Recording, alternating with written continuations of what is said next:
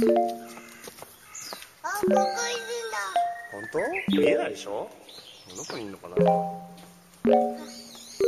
見えないよ。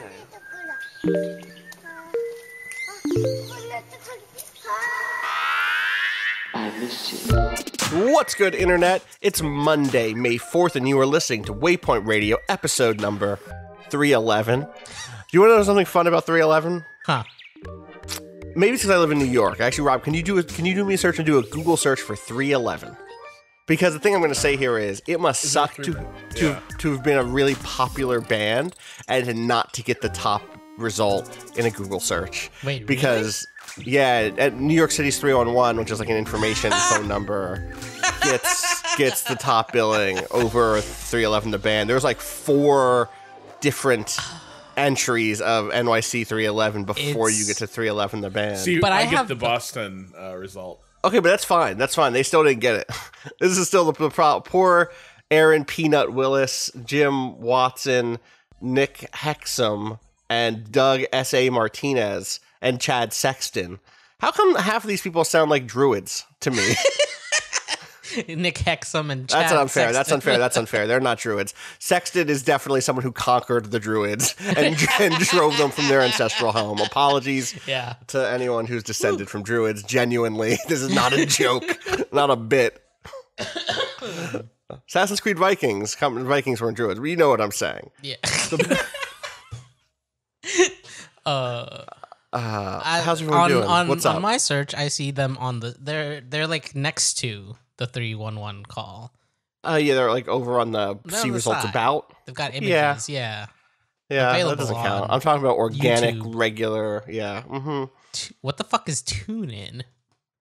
That sounds like a radio show from 1967. Yes, it is radio. I just opened it and got an ad. It's There you radio. There you go. Tune in and turn out. Happy Monday, everybody. Amber is the color of my energy. I actually don't know what that means. I actually don't know what amber. Amber is the color. Which is that a good color or is that a bad color? I think it's a sad color. I think the song is sad, right? Is it sad? No, it's horny, isn't it? It's like, whoa, amber is the color of your energy. Like that's the deal. Is it your Shades energy? of gold? How fucking they decided that the hook to their song would include the phrase "shades of gold displayed naturally," which is like really 2 steps away from like what the local mall kiosk would advertise for its gold chains. Y'all didn't have that. Y'all didn't have gold chain kiosks at your local mall. No, okay. Well, no. Okay. Anyway, wait a second. Huh. This is from Genius annotation. I don't see who made this initial one. Is not given credit here. But one possible explanation of the meaning amber, as used in this song, references the way Jurassic Park dinosaurs were brought into the modern world. Their DNA was frozen in amber, a sap from trees. In this sense, amber as the color of her energy means that her influence and impact on his life is far-reaching, nearly never-ending. Even after they've broken up, he still feels her energy and its timeless allure. That's what in I thought. Aura reading, amber is the color of individual strength and or of courage. That is the aura reading. It's horny sad. It's horny sad. It is horny sad. It's a breakup. Yeah. Why does this guy look like the other one? Oh fuck, never mind. I can't remember the name. The dude from Sugar Ray. Yes, that Mark one. McGrath. Yeah. Fuck. Yeah. I honestly thought like it pulled His up a name was fucking Sugar Ray. No. Vivo video and the thumbnail. I was like, was wait, the isn't that the wrong other guy. one? Yeah. I saw 311 once in concert with a band that was better and a band that was worse. And that's all I'll say. Interesting. See if you can figure out that riddle. Good luck. It was in Philadelphia. Or maybe it was in like Trenton or something, but it was in that area. I think it was in Philly. I went with some friends. I was drunk. It's fine. It was high school. Like, what are you going to do? Look, one of the best shows I ever went to was a B-52s concert that somebody just gave me a ticket for and was like, who wants to see the B-52s? Yeah, right? And I was like, sure, I got nothing else to do. Fuck it. Fuck it, man. And you know what? That rocked. Yeah. Ooh. Lobster. Ooh, okay.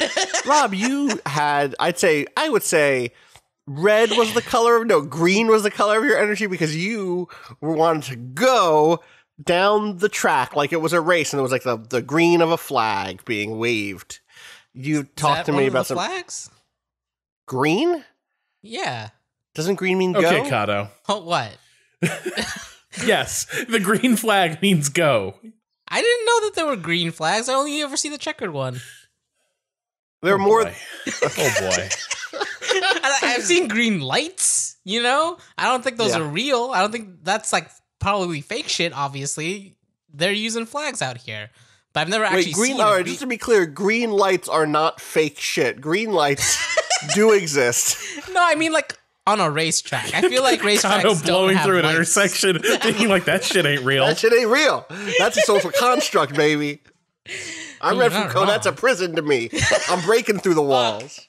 That's not what Foucault said. Anyway. So Rob, you before we started, you were like, I'm writing this thing about some IndyCar drama. And I went, yeah, it sounds like Rob. And then we got on the call and you were like, I'm itching to talk about this IndyCar drama. And I'm like, now I gotta know. So what's up? What happened? What's the deal? Was this, so wait, real quick.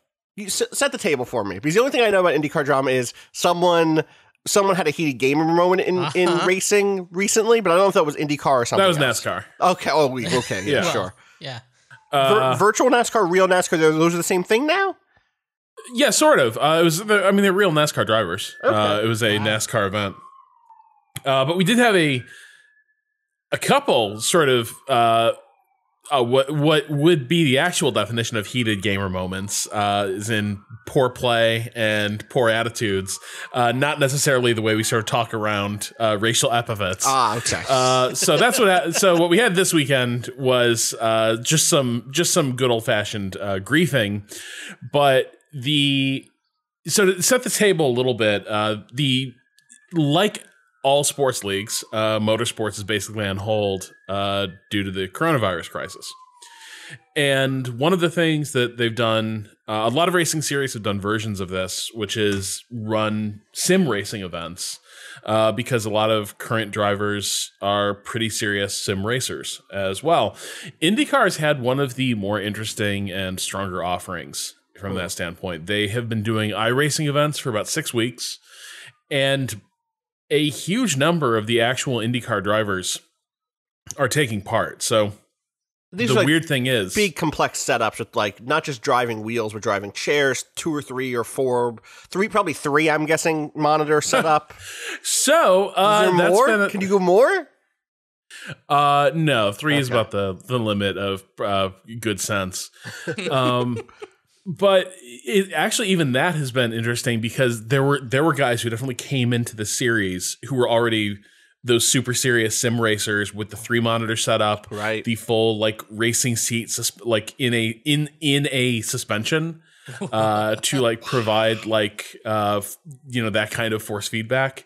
And put you like in the actual like racing position that these guys like that you'd have sort of in an IndyCar. And then there were dudes who were like, shit, I guess I'll run out to Best Buy and see if they've got a Logitech. So that's been all over the map. Which is weird because I don't know if this is true for IndyCar. I think I know this is true for NASCAR. Like to some degree in NASCAR, there was a very thin difference allowed between cars. That like the notion is not come in with the best car you can build. It's inside of this set of constraints, build the best car, have the best racer. But those constraints demand a certain degree of comparative quality or comparative like basic level of competence between the engines, the weights, stuff like that, to make sure that you're not just like blowing everyone out of the water.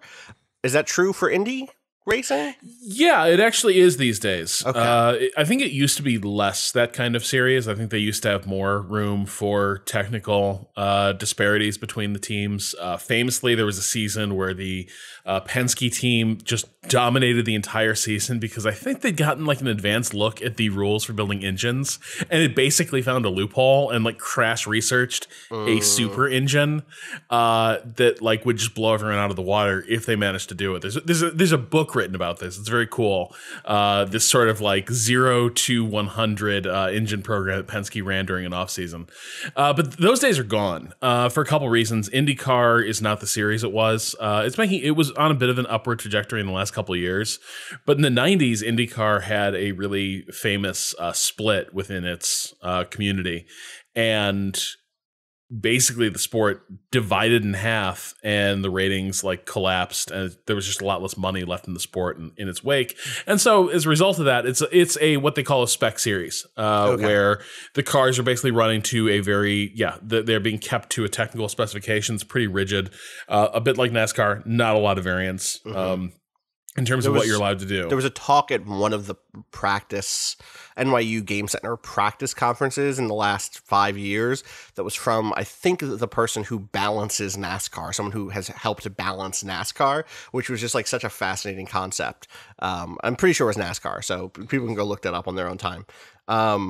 Anyway, so the reason I brought that up was just like, you've already introduced, like, I'm already rubbing my hands together. The idea that like the interface is not the same for everyone is already brilliant. Are there requirements? Like, do you need a wheel? If I got in here with an Xbox 360 controller, would they be like, no, that's not allowed? I don't know that I would probably be at a disadvantage, is my guess, because of I think reasons, the thing that so the thing that tends to the thing that would actually screen you out there is you would have had to qualify. Like, right, sure. The thing they did this race is but I mean there's going to be constraints imposed to make a controller work with a racing game. You have to change how those control inputs are assessed by the machine, right? Ooh. So, for instance, like one of the things you'll notice if you play like Forza, for instance, is if you throw the stick all the way to the stop through a high-speed corner, the wheel only turns a little bit. But in a slow-speed corner, you throw the stick to the stop, and suddenly the wheel spins a great deal, and because you're making a tight radius turn. That's the you're not steering. You are not interacting directly with the steering wheel as it's represented in the game. The game is judging based on the context. Okay, so for a corner like this is probably what Austin wants to do. This is the maximum input. Yeah, so that's what it takes to make that's what it takes to make a racing game feel right with a control pad. And if you take that stuff away, to have the full range of controls, on a control pad, it's just too finicky. Right. It's basically undrivable. Yeah. So if you were to take those assists away, which an event like this absolutely would, not let you have driver assists like that, then you would just be you'd be up against it. There'd probably be no reasonable way to compete.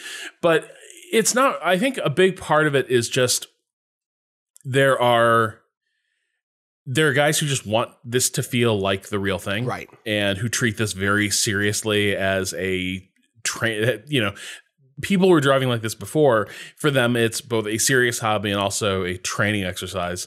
And then there are people who have ignored sim racing, and then the series started. It got pretty serious pretty fast, and they started steadily upgrading their kit, like week in, week out, being like, okay, so Logitech wasn't quite good enough. What if I put a Fanatec pedal combo down there and replace the stock Logitech one? So that's kind of the process they've been going through. But I will say, it's been a fascinating series they've done. The approach they've taken with IndyCar and is that they basically left the NBC broadcast intact. It's the same commentary team. Wow. And they have the same shit they have in the regular races. So what I mean by that is before the start of every race, they have, because this is American motorsports, they have a dedication. They have a prayer before each race from the chaplain. They've been doing that before these races. They have had people performing the national anthem before each of these races. And that's kind of the way they've gone about it. They're trying to mimic the actual production of an actual IndyCar race. And when it started, it was very funny. You would have like the chaplain or the pastor or whatever would just be on their webcam in their house providing the prayer. And the prayer was always like, to people, suffering from the illness, people who are working in hospitals, et cetera, et cetera. Sure. They weren't like praying for the safety of drivers, please let the Fanatec wheel not fall off its axis and like crush anyone. They didn't lose it like that. And then you have like singers also like singing in there. Like I think they had an American Idol contestant. She sang a very good national anthem, but like through her headset mic, I think in like her bedroom. It was great. Incredible. We're all gamers now. For this most recent one, though, they pulled out all the stops. They had like the Indianapolis Fire Department, like barbershop quartet sing the national anthem, and they had like a live shot of this. They had the chaplain of Indianapolis Motor Speedway, I want to say, like at the track, providing the prayer. And at the track or at the digital track or at the real track? No, the real track. So like they did. Oh, wow. They did a cutaway shot to him, like at Indy. Were there other racers at the real track? Like, no. They just, okay, then I have a side question. Why does the NBC Sports page have photos of the victor celebrating as if he were really there? I need a link now. Okay. It's NBCSports.com/motors. And here is the winner with a laurel around or like a wreath around his Okay, deck. yeah. So these are old photos, right? These are old photos of these dudes winning races. That's so but then you that's scroll him down. in a Molson 500 wreath. Okay. Oh, yeah, it is. Okay. You scroll down and there are just game screenshots here. Yeah, for sure. A car in the air next to a blimp. What happened here? I guess you're going to get there. I guess you're going to get to why this is a photo that I'm looking at now. Okay, so the service they've been using to do this is iRacing. Yes. And iRacing actually has a pretty good pedigree in Indy in particular. The company was founded by David, apologies if I get the name wrong here, Keimer. And he actually made like the first great Indy sim, just called like the Indianapolis 500. I played it when I was a kid. It came out in 1989. Very crude by today's standards, but like, had actual tire wear, actual like car setup, and like, captured the essence of racing on a banked oval. Most famously, and this was sort of where he left the realm of the casual approachable racer.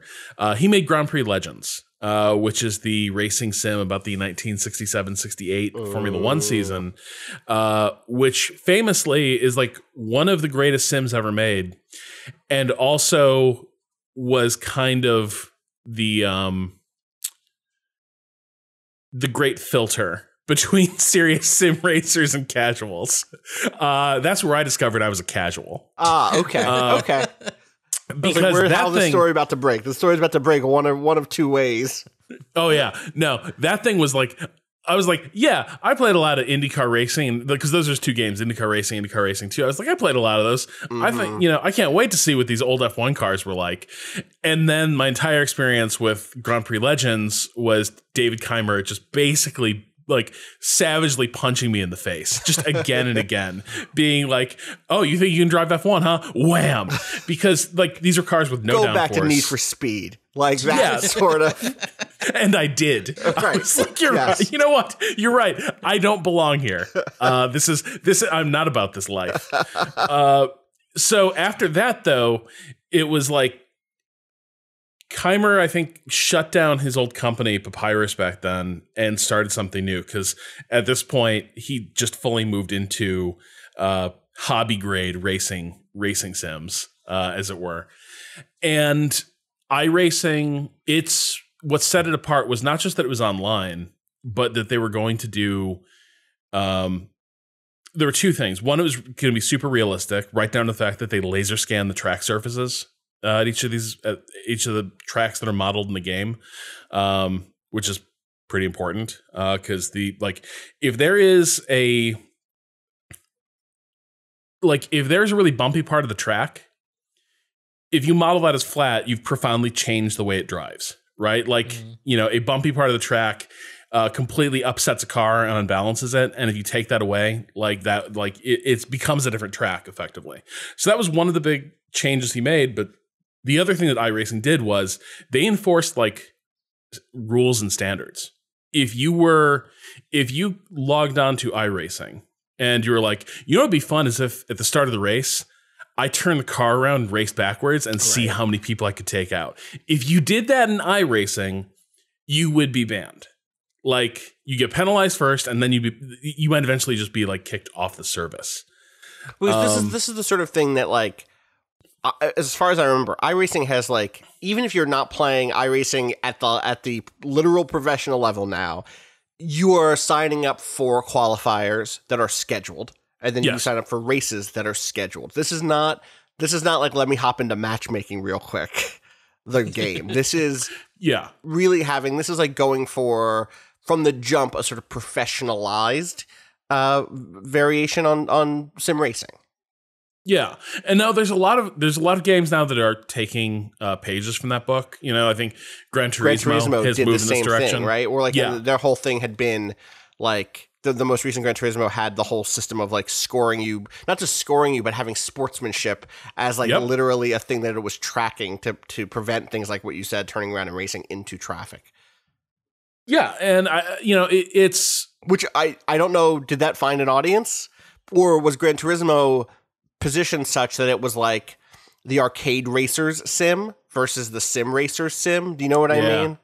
I don't know how Gran Turismo did overall. I think it might have ended up in an awkward place where it was too hardcore for people who liked stuff like Forza. Liked holding a PlayStation 4 controller. Right, yeah. Yeah, like I didn't find it a lot, like, because if I wanted that experience, I wasn't going to play it on PlayStation, right? Like I played a little Gran Turismo and I'm like, this is cool. I think 10 years ago I would have been really into this, but now like I can just go to my PC, and if I wanted to do this, I'd be racing iRacing, right? Or I can get involved in serious, leagues in like the F1 games. Right. Anyway, though, so I say all this because one of the things that is endemic to iRacing is that you behave yourself. You take it pretty seriously, right? You do not like, yes, like it's just a game. Like it's not, there are not real physical stakes in the way there are in real race. But you play like there were, and you does this mean that there are sort of like strategies that are off limits? Because even though they I'm sure there are things that happen on the real racetrack, or things that could happen on the real racetrack that don't because of a degree of risk involved. But like, hey, this could be a play we do, or this could be I could cut that corner a little tighter but if I fuck up, I'm literally dead, and so I'm not going to do that. Or you know what I mean? Stuff like that is just that's just sports. That's just sports, right? Sports involves a subset of activities that could work, but are often too dangerous for their risk to, or for their outcome to outweigh the risk involved in taking it. Right. Like 2 weeks ago, this guy, Oliver Askew, was racing they were doing a sim race, I think at Motegi, and he did a move. Basically, he tried to pass through a corner in a really harebrained way that if someone had done that in real life, like probable bans at the end of that. Wow. Right. Like if somebody had done that in a real race, possible there'd be a brawl in the pit lane afterwards. But for sure, there would be consequences in the following races. Because it was a sim, it was more looked at. That was not a smart move, but like it wasn't criminally negligent. Right. But you're still what is still very frowned on is intentionally like griefing somebody or going out of your way to screw up someone's race. This is the thing that caused one of the other scandals in NASCAR. Not the dude who just screamed the N-word as he logged onto a stream, but the dude who just like rage quit on a race. One of the other NASCAR drivers just came across the track and like blindsided him just to mess with him, and like did it twice at the start of a race. And dude was like, I'm not finishing this race. Like I've been taken out. I'm done. This sucks.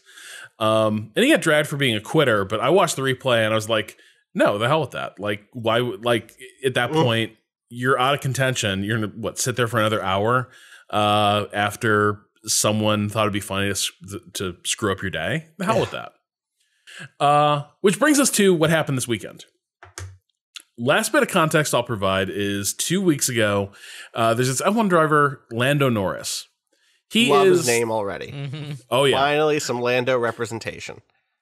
Norris is the F1 driver most notable for streaming a lot. He's a 21-year-old McLaren driver. Okay. He got into streaming via PUBG. Oh, so that means at 20 years old, he was definitely actually named for Lando Calrissian. Yeah. Oh yeah, almost certainly. That motherfucker was born in 1999. Turning to dust. Yeah, dog, we're old. Ah. Like, yeah, he's been iRacing since he was like 10 years old. Right, right. So yeah, he's well known in the sim community. Not always for good things. Like he's a kid. He's a kid. He's a kid. Things on the track. Yeah. Yes. But for the most part, like he's really fucking good at iRacing. As you are when you were 20 years old. You've been playing something since you were 10. Like that game is your game in a way that he's also other games will never be. Actual F1 racer, to be clear. Yes. Okay. But he grew up playing Sims. This was like he was in it. Yeah. Okay. And now he's off to being what appears to be a very good F1 driver as well. But because he's so well known for playing these sim races, IndyCar invited him to their last race, the race at Circuit of the Americas. And that is a race that F1 also races. Okay. And Lando showed up and just fucking wrecked house. Sure. Like the pole time, I want to say he was at least like a half second faster than the second fastest guy in a race where the car setups are locked. A half second per lap is pretty wild. Right. So like he was dominant in qualifying, and then during the race he just smoked everyone. Right. You merely adopted the sim. I was born in it. Like yeah. Yeah. Yeah. And so it was kind of like a little bit of definitely a humbling going on, because here's a guy who doesn't drive Indy, but they say he's not an Indy driver, except if he's driving IndyCar and iRacing, certainly he's probably logged a ton of time in that sort of sim. Either way, he beat everyone up in that game. This is the dream. As someone who grew up in the Attitude Era of wrestling, this is what if the NWO had come to the WWF at the time and wrecked shop. I love to see it. That's what I want to say. Yeah, and he just he did, and so because he won this race pretty handily, he was invited to the season finale, which they decided was going to be, fittingly enough, at Indianapolis Motor Speedway. Great, not taking the place of the Indianapolis 500, presumably, but but just as as a nod, it's May, whatever. So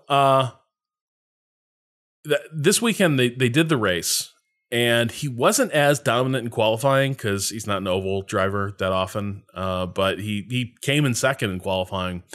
He had a good shot to win. And it was a great race. Like the thing I need to emphasize throughout this IndyCar series is the racing's been like fantastic. iRacing is an uncannily convincing sim to the point where like to your eye, it just looks right.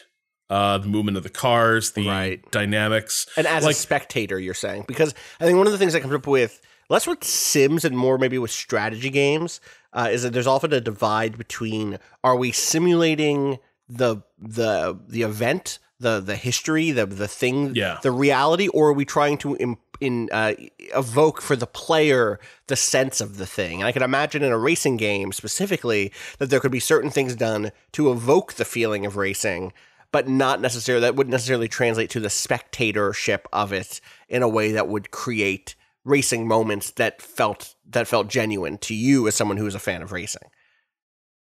Yeah, and I think you can see sims that don't pull that off. I think most of them don't. Where, however convincing they are, the other big game out there right now is R Factor. Okay. For whatever reason, R Factor races do not look as convincing to me, and I think it might be just because the camera controls for like observers and spectating are just less good. It might be the implementation is less good, but it just never looks quite right. They don't have like the broadcast angles set up very well. In iRacing, like the camera has sort of a laggy tracking that looks right. Drew Scanlon's talked about this. If a camera's tracking a car and the car is always at 0-0 on the coordinate plane of the screen, that just looks wrong. No camera person in the world is going to be that locked. Like there's a momentum to the camera. What is the camera mounted on? All of that stuff roughly feels right in iRacing. So like as a spectator, it looks seamless. But most important, the car's movements look perfect. Dude, I just clicked to a random moment in this video. So this is IndyCar. This is iRacing Challenge Round 6. Is that what this is? Yes. Dude, I clicked a random moment. I was like, I knew what I was clicking on, and it still got me for like, it got the like background lizard part of my brain. You know what I mean? I was like, that's a real car. Get out of the way. Don't go near those. Those are dangerous. Yeah, and like it's been like that. And like when the racing is close, these guys give a shit about it. And you see some, and in part because maybe the danger is not physical in this, you do see slightly more edgy racing because like, look, you know, you can try some things and try to make it work in a sim that, you know, both fear and good judgment would make you never try in the real world. I think I just saw one such moment, Rob. Did you find the thing? Well, I don't know if I found the thing. Was it how Is many? It late in the race? It is 56 minutes into this stream, and I don't know why the fuck anyone would do the thing I just saw. I'm gonna share this. Like it is. I'm at 33. I guess 3,360 seconds in. Maybe this is too far. Maybe this is already past the thing, or maybe it was a replay. Yeah, 56. 18-ish is what I clicked to, and it's okay, is this the thing? Can you explain what's going on here? All right. Okay. So we got two guys going side by side through the corner. Third guy's in the draft behind Davison. Yeah, okay. Yeah, that was a bad decision. Okay, so what you saw there, you got two guys going side by side through the corner. At Indy, there's two lines. You can fit three cars side by side, but you really shouldn't. Okay. But there is an outside line and inside line that both the two drivers can take at once. Then you had a third guy coming up from behind, and you're familiar with drafting. You played racing games. Yeah, so you have two cars. One car is. Behind the other car gets a benefit because of slipstream, because of basically, right? Like there's the guy aerodynamics punched through the air, right? Yeah. So the car behind it doesn't have to punch through the air because the air's already been punched through, which means that you can kind of gain. It's not just speed, but like you can kind of slingshot past someone in racing games after kind of trailing behind them for a little bit. And at oval racing, that is where this effect is maximized. Okay, so because you have these long straightaways where you can build that up, and then is the idea then you pass them. When do you utilize that? Oh well, this is why this accident went so bad. It is at its most powerful. Like the later you can hold it, the better it is. The way I've heard it described is like when you're in the slipstream in an oval like this, as you get closer, it goes from being like a little less air resistance to almost being like the back of the other guy's car is vacuuming you up. Holy shit! You like they describe it as the toe, like you were just hauled in. And the closer you get, the faster like you start picking up speed.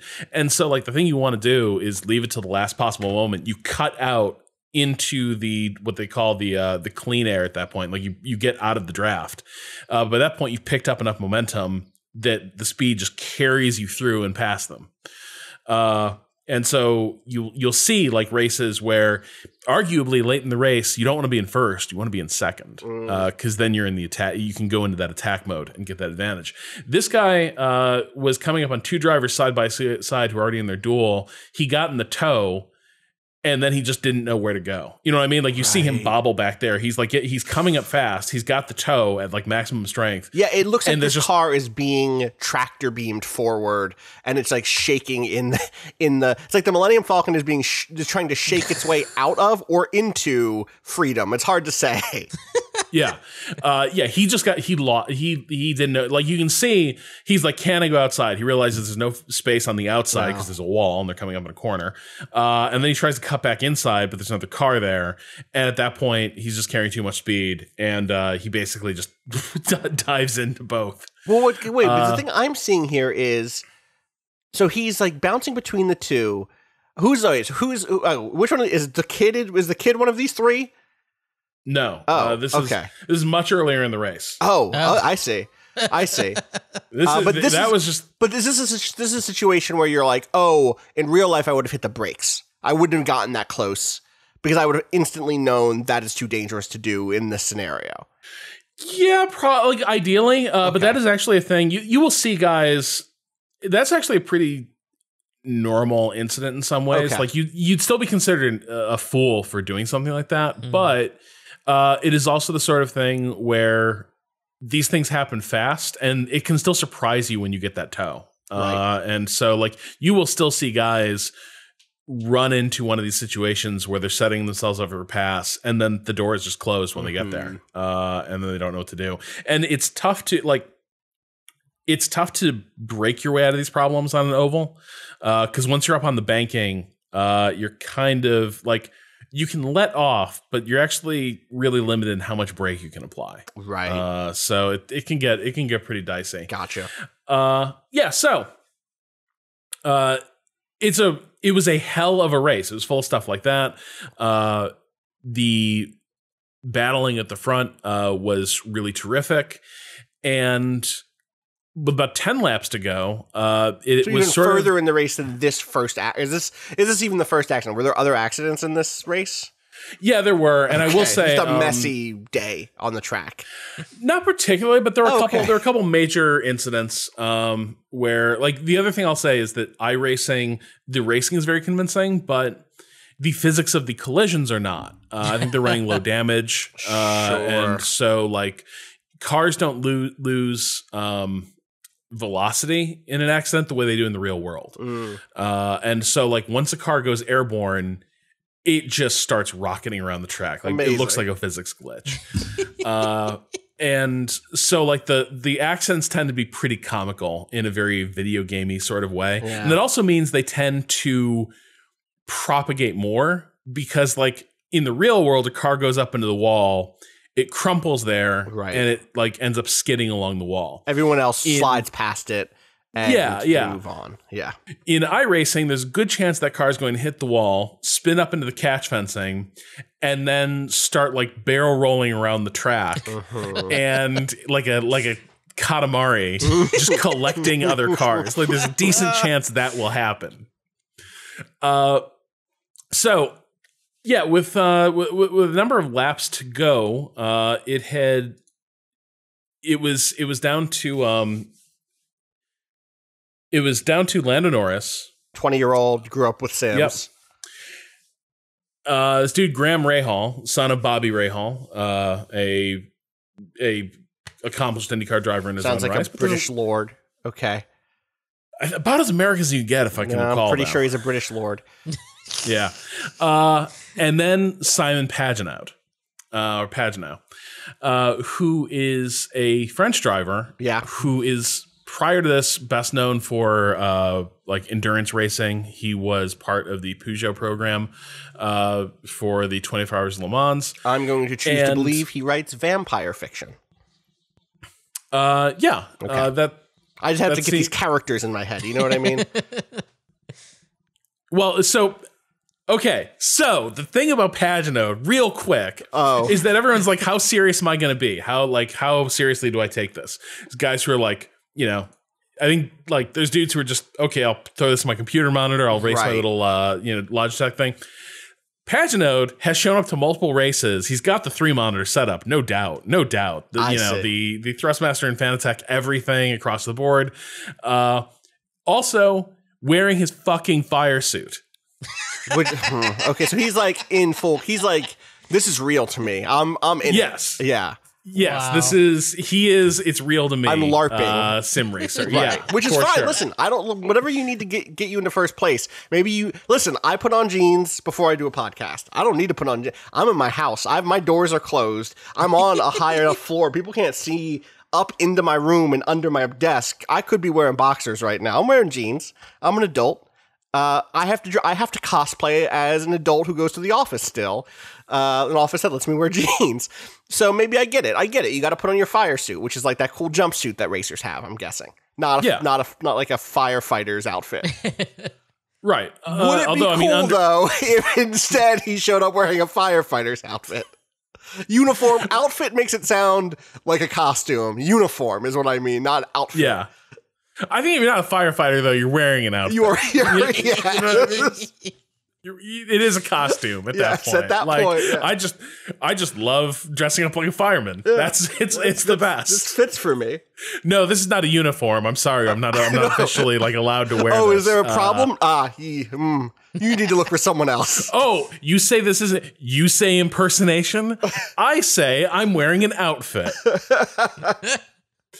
Anyway, so Pagenaud's been running around, like been doing these races in his fire suit. He's been really good. Okay, throughout the series. Okay. Yeah, he's he won the championship. Also, is there an element? I know I'm just like firing questions at you nonstop. Yeah, no I know you're trying to get through this, but I'm just so fascinated. I hope my enthusiasm is more positive than negative.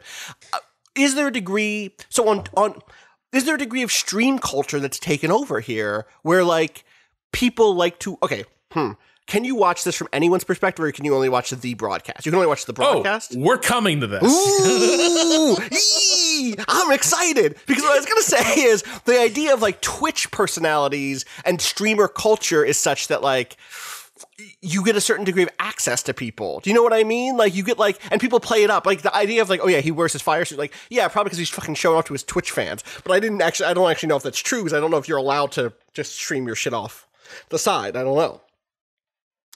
Here, let me, is there a link coming? I'm excited. Yeah. Okay, so let me,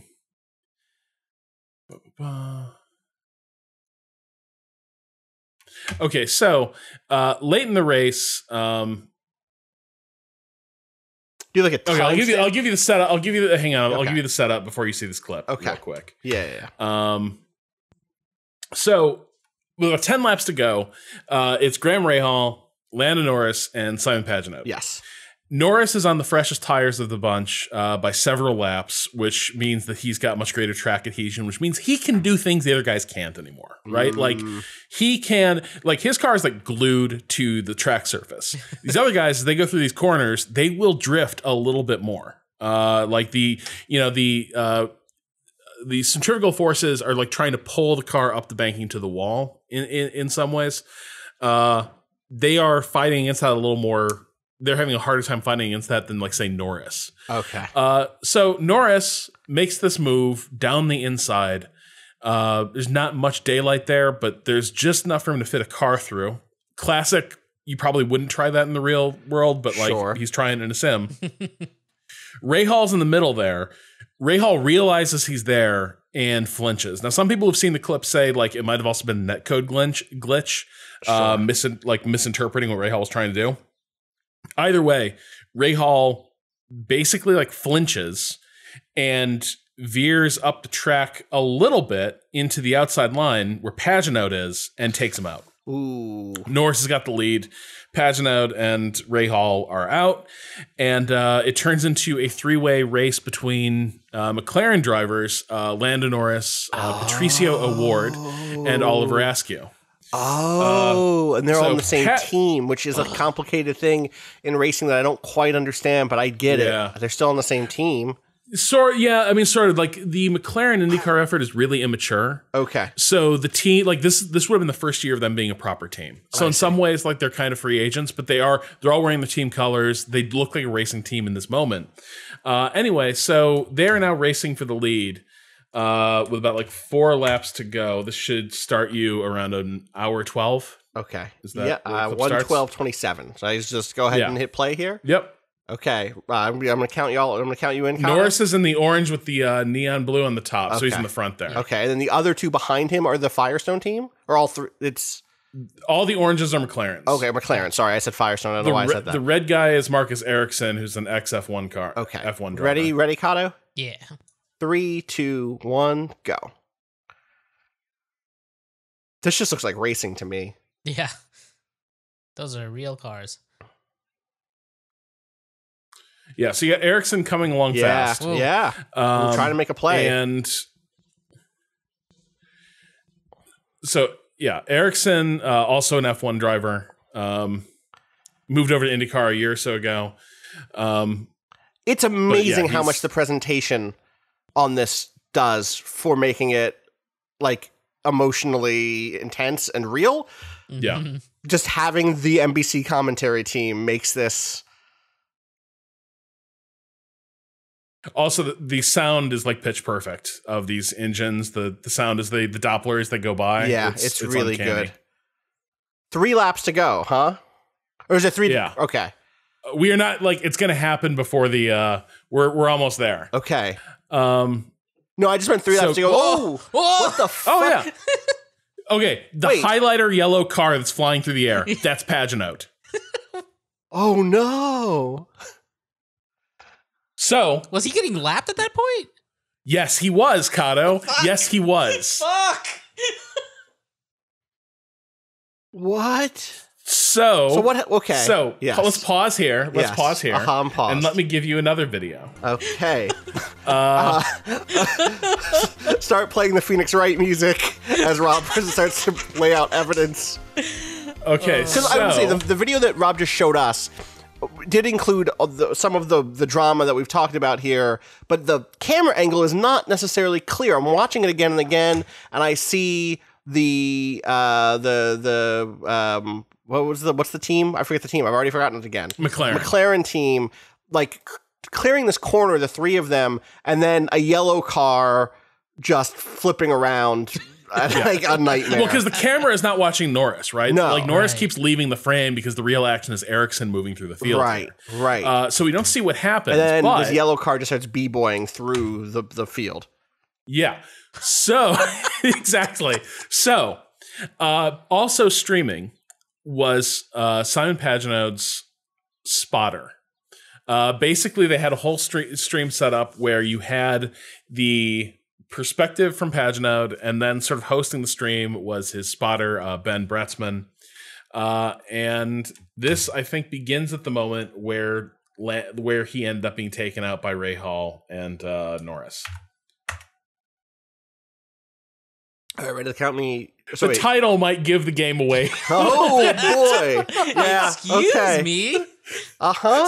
Simon Pagano, let's take Lando out. Full incident. Wow. Oh, my God. All right, ready to count me in on this one, Cado? Or are you ready to get count? Okay, 3, 2, 1, go.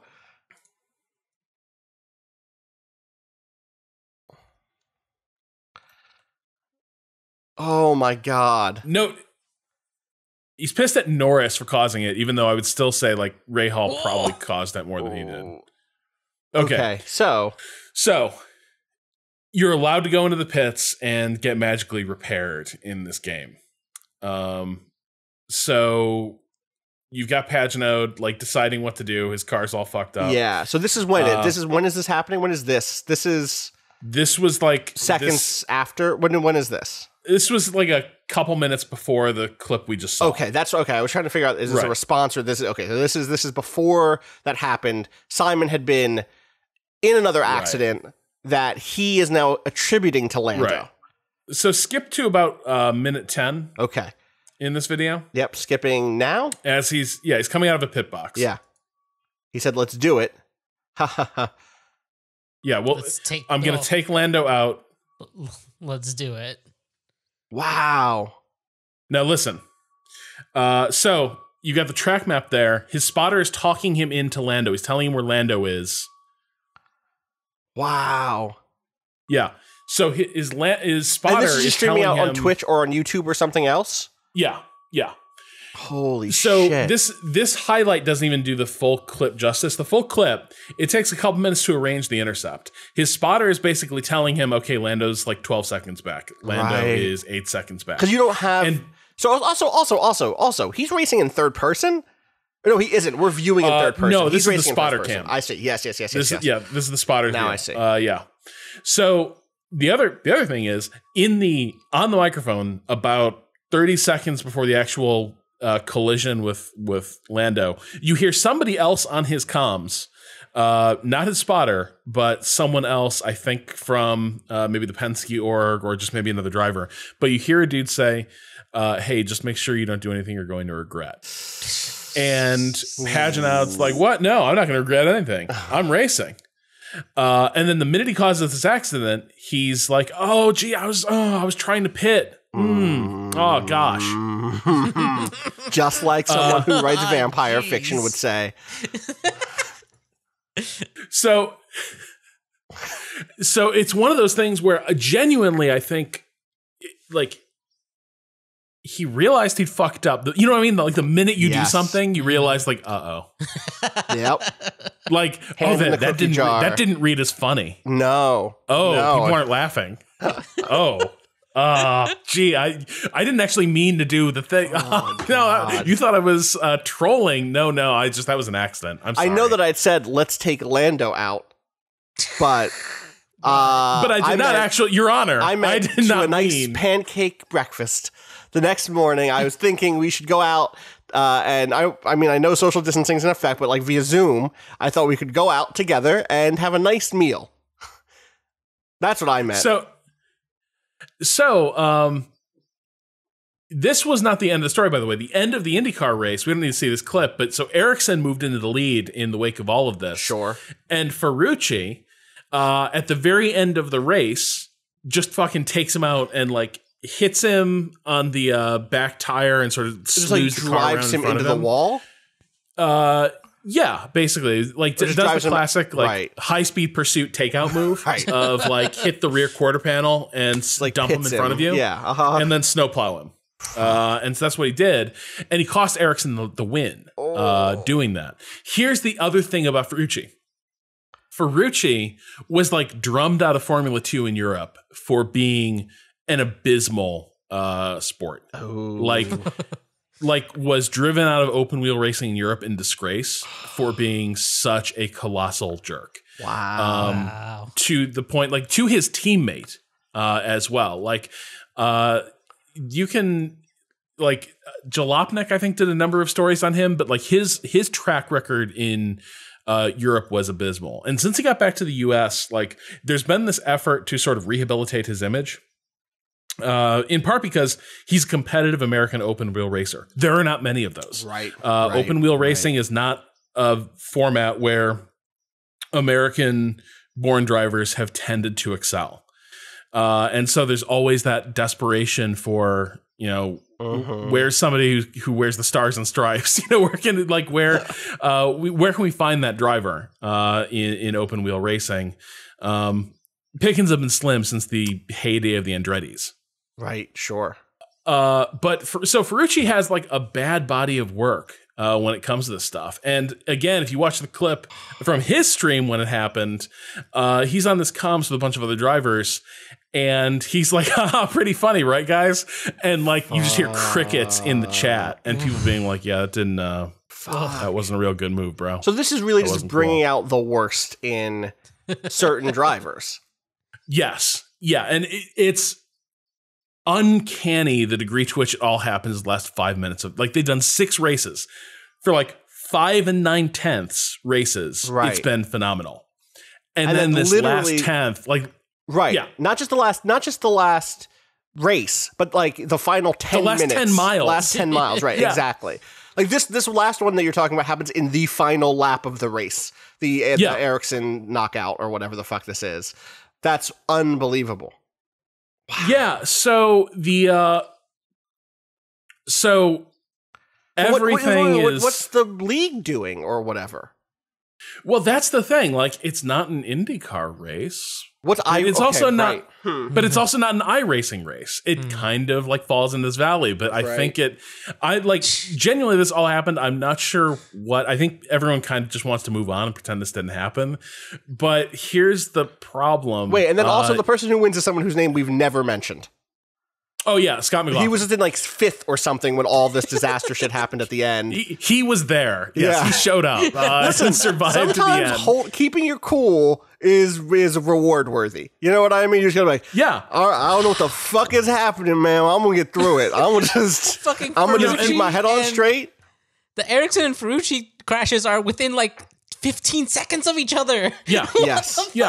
And dude, it sucked so much to watch it live because like MK and I were watching this and like we'd gone from like sort of being half invested to like the last 20 minutes of that race were just riveting. Right. We were like, holy shit. Right. Holy shit.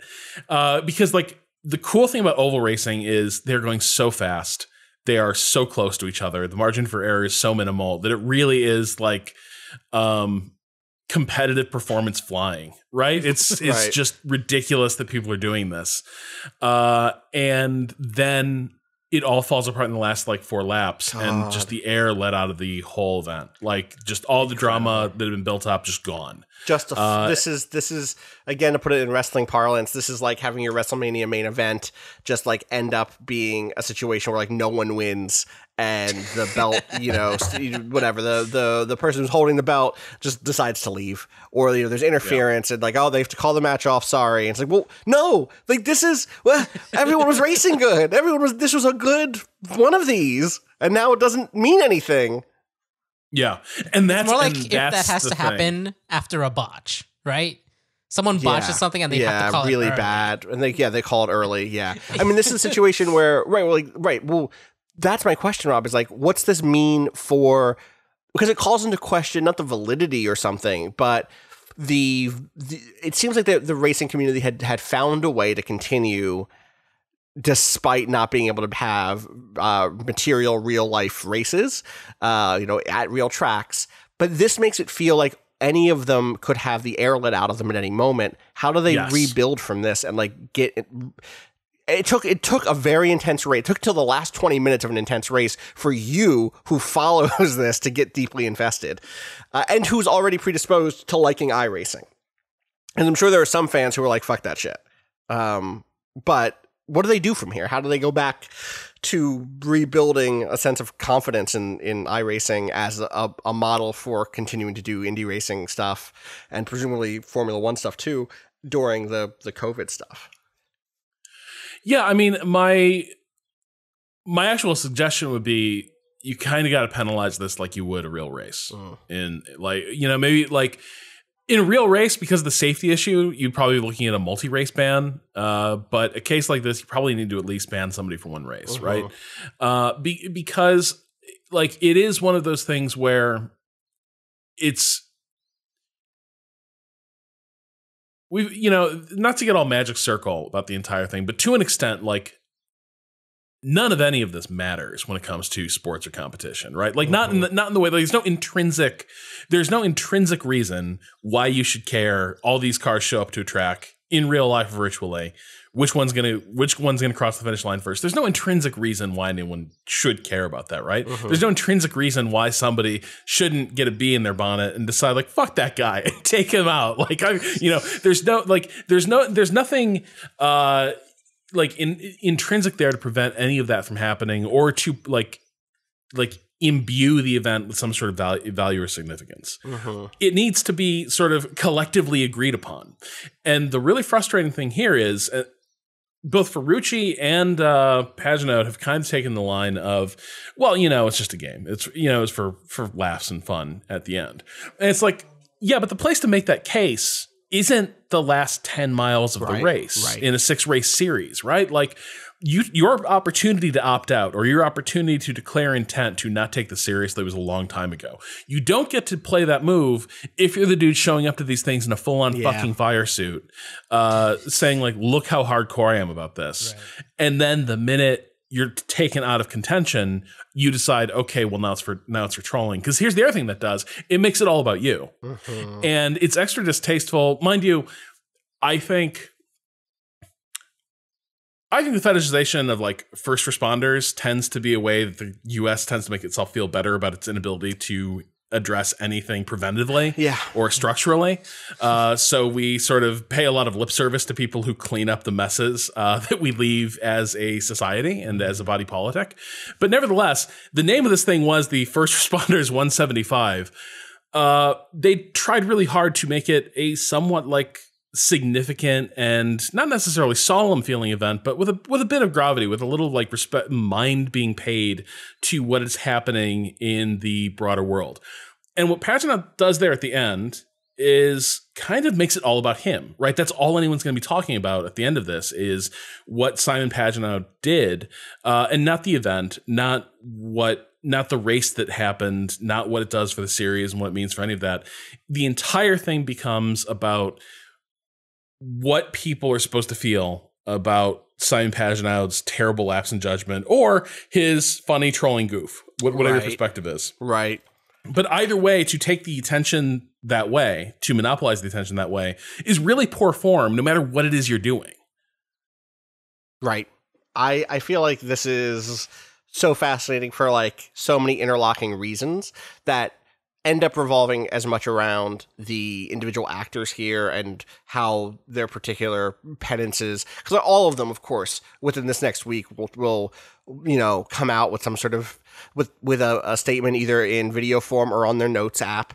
And we'll talk about how they've spoken to people close to them and how they made a bad decision or whatever. I am so curious about that. You think they won't? Yeah. You think that given the fact that no one got hurt, there was no risk of anyone getting hurt. Do you feel like that deflates the need for them to do that? No, I think part of it is the generational issue. So the interesting thing is, Norris is right. This was not. I thought this whole story, you built it up such that I thought the story was going to go that the 20-year-old trolled the other people who were playing. Yeah. Do you know what I mean? But he is the one who's taking it the most seriously because to him, this has been part of his life his whole life. Right? Yeah.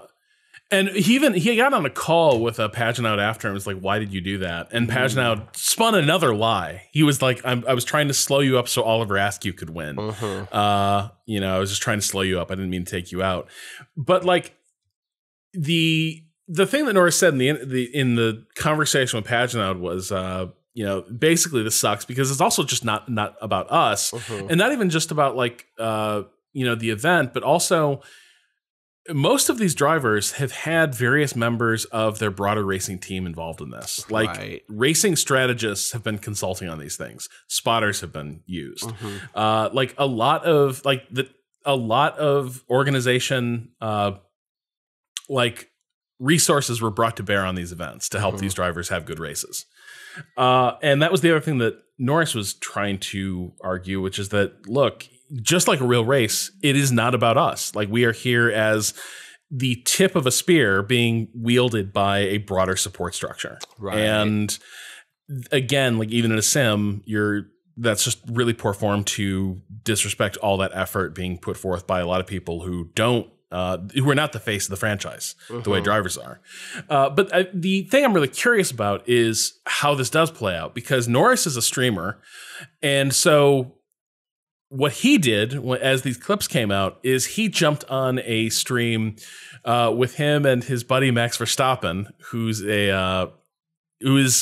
one of the best Formula One drivers out there right now. Also a sim racing teammate of Norris's. So they're on different teams in F1, but they are racing teammates in sim racing.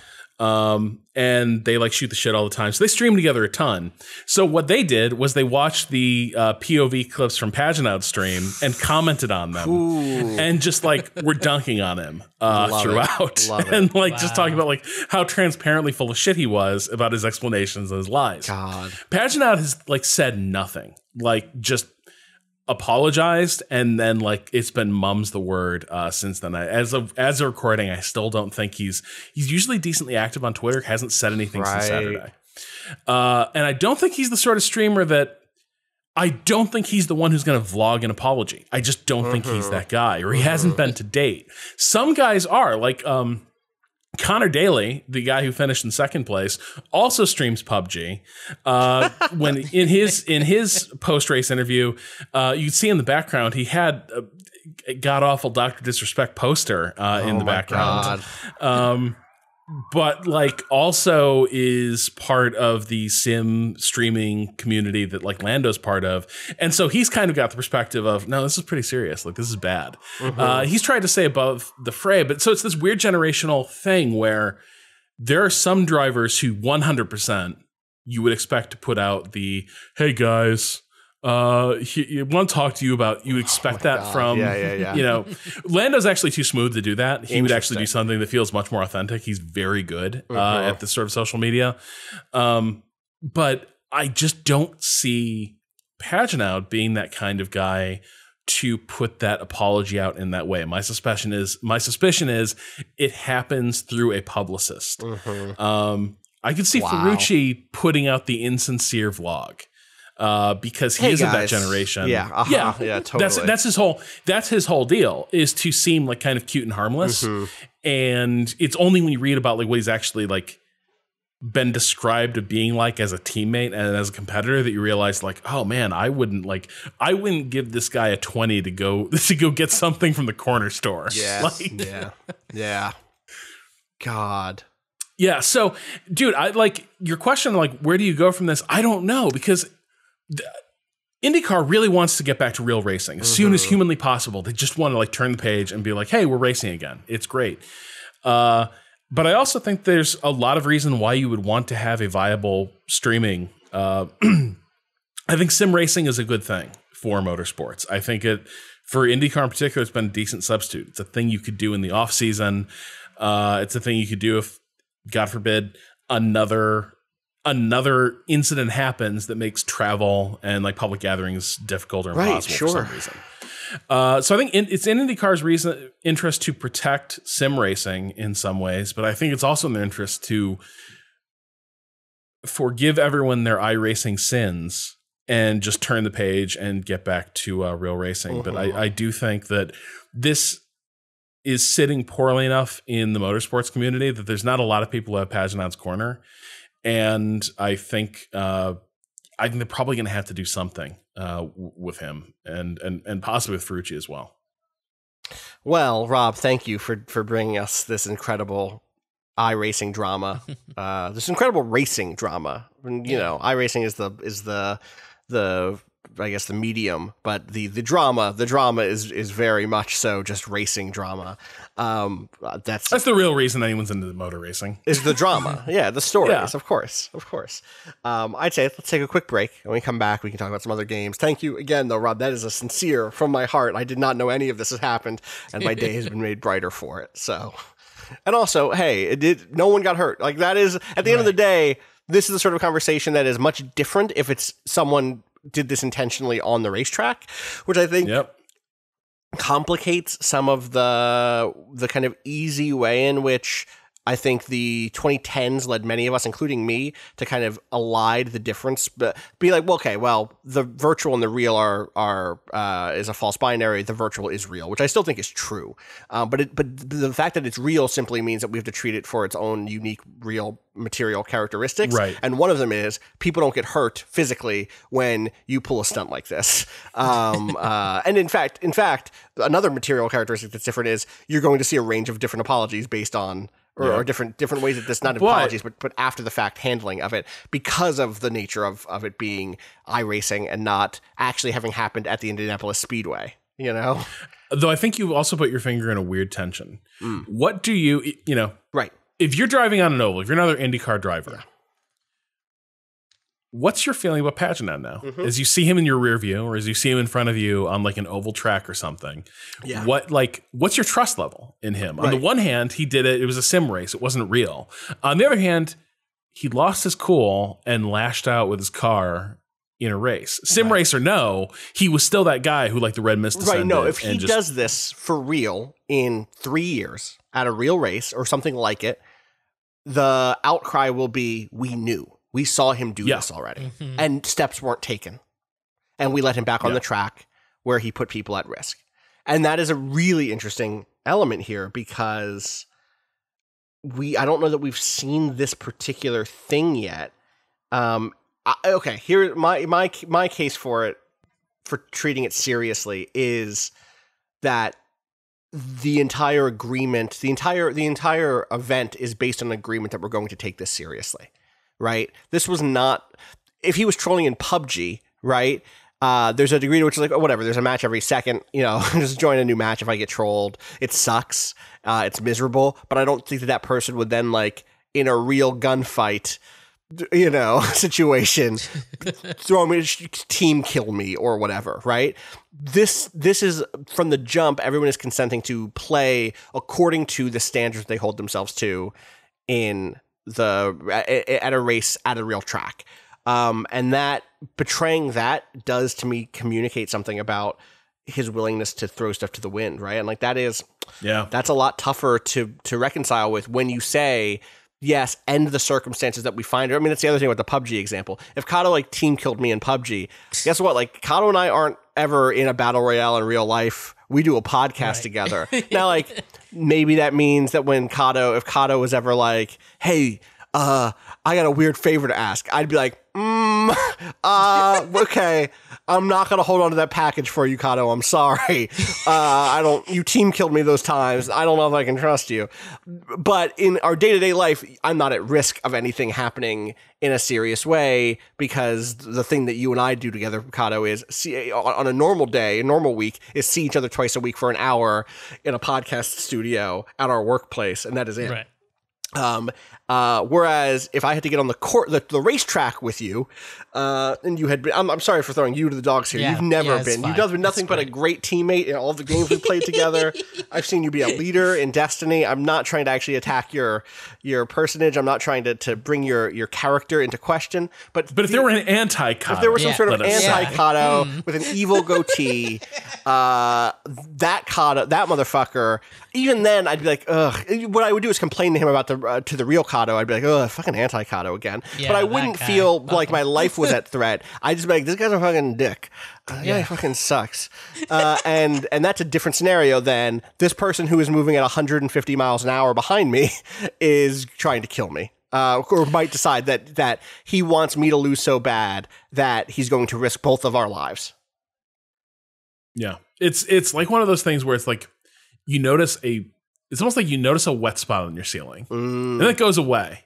And you always want, you know what I mean? You always wonder, like, was that just a one, like, did something spill upstairs? Also, and the ceiling got, like, or is there something rotten in the structure? Or is there something, right, exactly. You go upstairs, you pull the carpet back, you look like there's nothing here. What? Did something die in between the two? Oh, I'm just gonna paint over it and hope that it stops, and it doesn't stop. And now you never fully don't think about it. Right. And now you're in the next season of Channel Zero. Also, I said 150 miles an hour, thinking that I was going too fast. What a fool I was. Indycars go up to 235 to 240 miles an hour on tracks. Damn. That's very fast. Yeah. I don't want to do that with someone I trust. There are some Indy drivers who no longer drive the ovals. God damn. Because that's when they've had the scariest and most lethal accidents in cases. Right. But there's some guys who are just like, no, this ain't me anymore. The reason Indy cars look the way they do right now is because they keep trying to figure out ways to make them safer. So they've enclosed the cockpit. They've done a lot of things. But yeah, oval racing is fast and it is scary and requires a lot of trust in each other's judgment. Right. Yeah. God. Okay. Well, let's take that break. When we come back, I'll talk about some more stuff. BRB.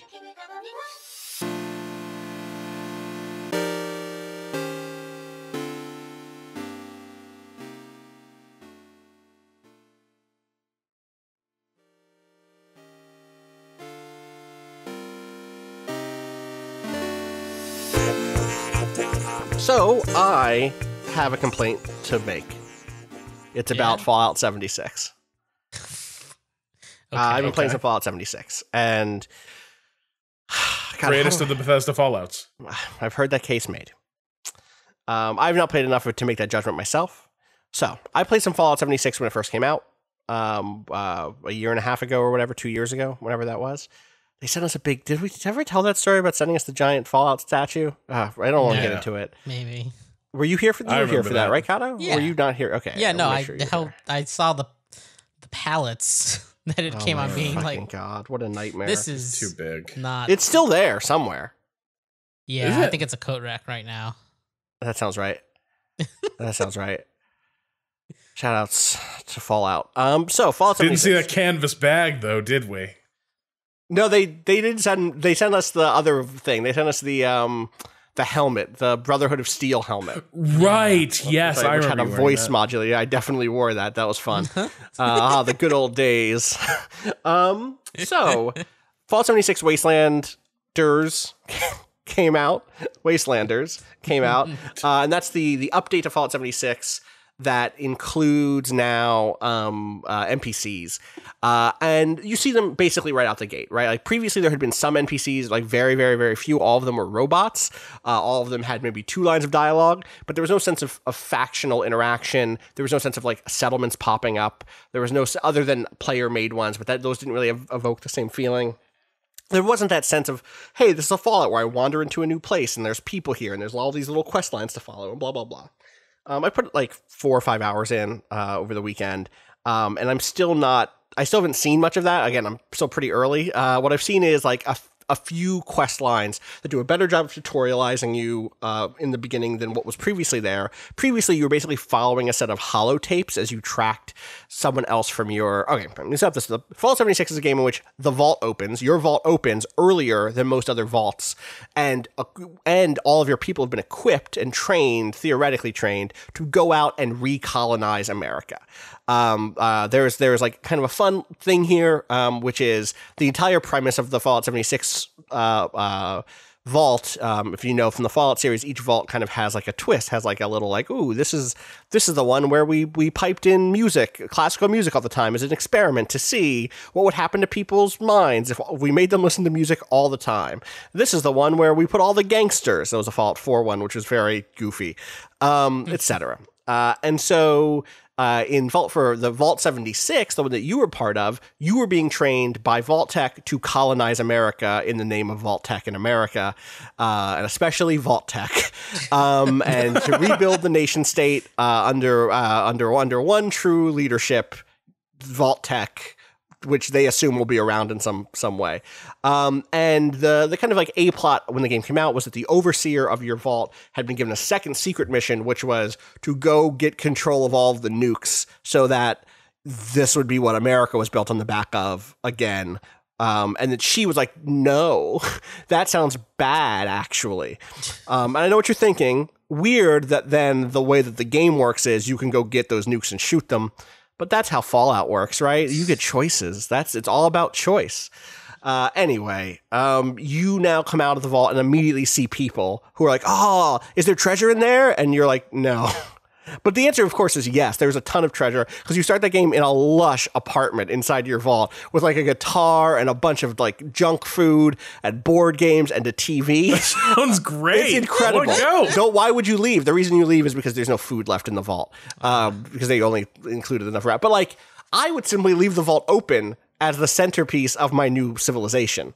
I would simply include all of the infrastructure that was already in existence and use that as the headquarters of my new settling effort. Why would you not just include that rule? Anyway, maybe Fallout 76 2 will include that. Sorry, Fallout 762. That's the way they'll do the sequel. The thing that caught me off guard while playing this new update that had NPCs was the way in which you can feel, and I'm only a few hours in, so maybe this gets better, but you can feel the ways in which the NPCs were not meant for this world. Because the world wasn't built with NPCs in mind and some of the systems weren't. And in fact, I think there's some points of this that have a great deal of interesting kind of free zone, like a lot of really fun like friction with the differences between this game and past Fallouts. Here's a big one. You can't save the game. You can't load a save and change your mind, right? Mm-hmm. So when you have a moment where you're like, what do I do with this quest? You are making a decision, right? And that is really fascinating and distinct because even though maybe you would have done that in a past Fallout game, if immediately something breaks bad and you're like, ooh, I don't like the way that dialogue went, you hit load, right? You're like, that's not really what I meant. Ooh, I didn't think that this would break. Like, I didn't think that this would make me into such a villain. Or, I kind of feel like maybe fuck this person, actually. Let me go back and kill them or let me go back and rob them or whatever it is you do in your Fallout game. You have that option. Here you do not. And so that's one piece where I think it works really well or at least produces a different sort of experience. It certainly like changed the posture I was playing in. The second thing is, and I learned this, I'll just tell you this quest. This is one of the first quests in the game. You go to so I'm going to spoil like the first quest in Fallout 76 Wastelanders, which is what you get as a new character. You find your way to a bar. Find your way to a bar, and in the bar is a dude holding the bar up and being like, you're going to tell me where that treasure is. And you walk in, and either you shoot the guy or you distract him or whatever, and he gets killed. Or in my game, he got killed. And you go to the bartender, and she's like, whew, are you one of those vault dwellers? And you're like, yeah. And you can tell because of the blue and gold. And she's like, well, I didn't know, maybe you robbed the vault. You're like, oh, fair. And she basically says, hey, I'd love to help you out and help you get started and give you some information about where your overseer went, because their whole kind of A plot is following the overseer's path. but I'll only do that if you help me out with these bandits who keep coming around. And so she gives you this long quest string about trying to like figure out where the bandits are from, go either kill the leader or cut a deal with him or something, etc. And so on that quest, there's a moment where it's like, okay, listen, you could just go, you found out where they are. You can go to the kind of lumber mill they've taken over, or you can first stop off at these 2 locations that we know about. We know that there's a family down the road from them and that cut their own deal, and maybe they have some information for you. And we know that there's like some other guy who I'm not even going to get into. He's a goofball who might be able to help you with something. So I'm like, all right, I'll stop at the family and see if they have some information. And it strikes me as I enter this family farm, all of the absurdity of what's happening at once. Part of the absurdity, of course, is that it is the post-apocalyptic, Appalachia. Am I fucking this up? The Appalachians? Appalachia. Both are fine. Both are fine. I'm in my own brain about this, Rob. You got to pull me out of this. I'm going to say Appalachia. And you're there, and it's like brightly lit from these generators. I don't know why their farm needs to be lit at night. I would think that in the post-apocalypse, you would save your fuel for like evening hours, but not middle of the night while people are sleeping hours. But no, they're running these like bright Christmas tree lights all across their farm. And then like I go inside, and I'm like looking for someone, and there's a kid, there's a child, and they're like, "You're not going to hurt us, right, mister?" And I'm like, "Oh, okay, you know what? Fair. I'm a stranger. I've walked into their house. They don't know me. Maybe I'm here to hurt them. It's the post-apocalypse. I'm here to hurt people. I am here to hurt people, just not these people. I killed 7 people on the way here. Some of them were zombie people. We call them the Scorched. I don't know why at this point. What I do know is I killed them." The dad is upstairs, and I go upstairs, and he is like, "Hey, I don't want you around here. What are you here? Are you here to threaten us? Are you here to hurt us?" And I'm like, No. I'm trying to figure out some information about those bandits up the way.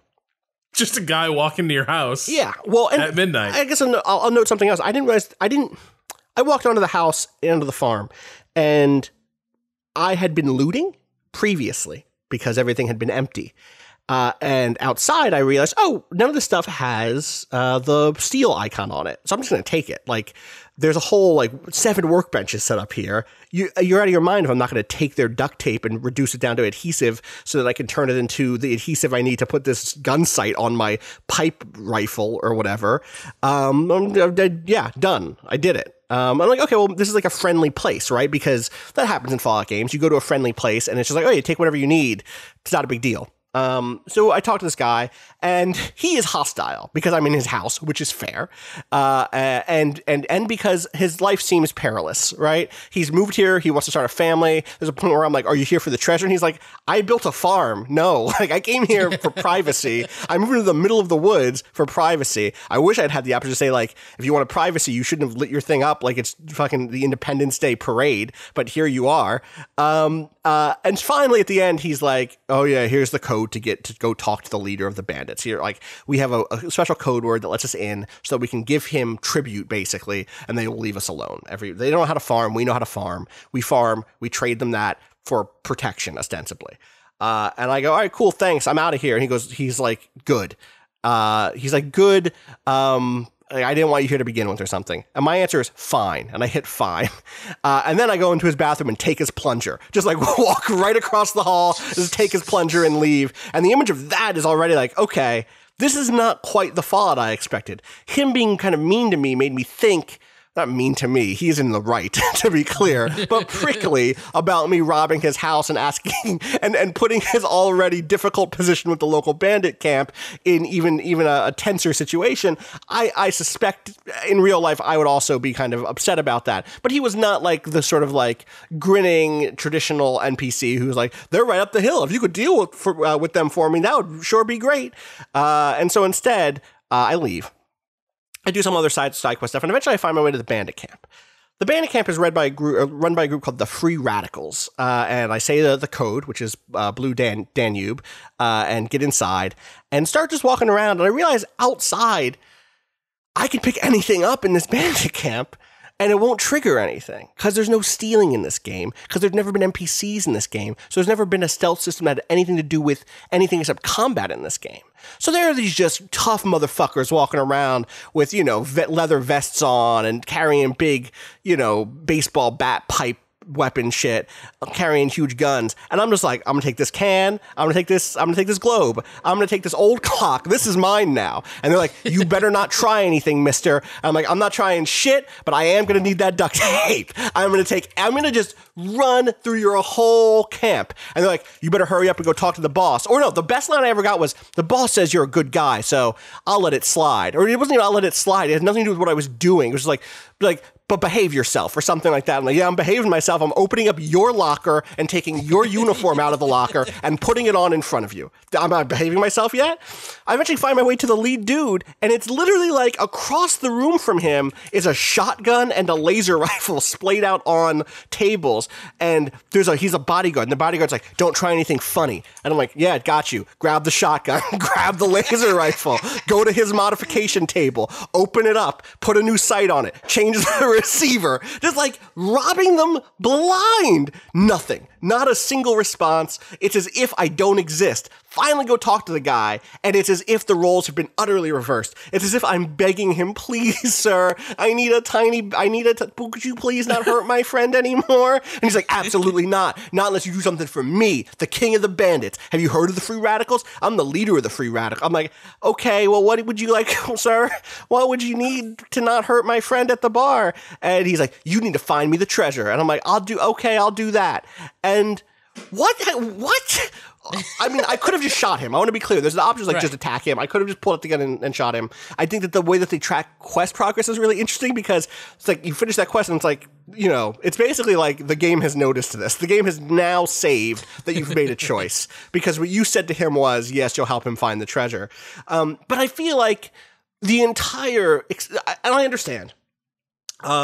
I talked to someone who works in video games about this as it was happening.